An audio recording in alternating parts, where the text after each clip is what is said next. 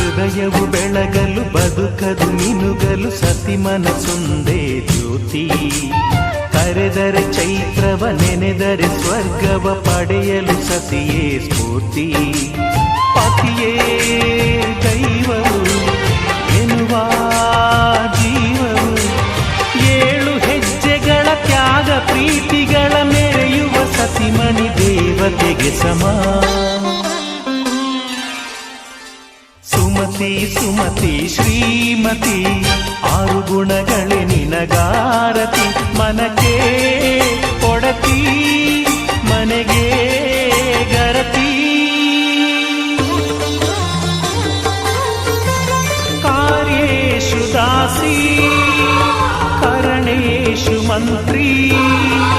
ಪೂಜ್ಯೇಷು Mata ರೂಪೇಷು Lakshmi.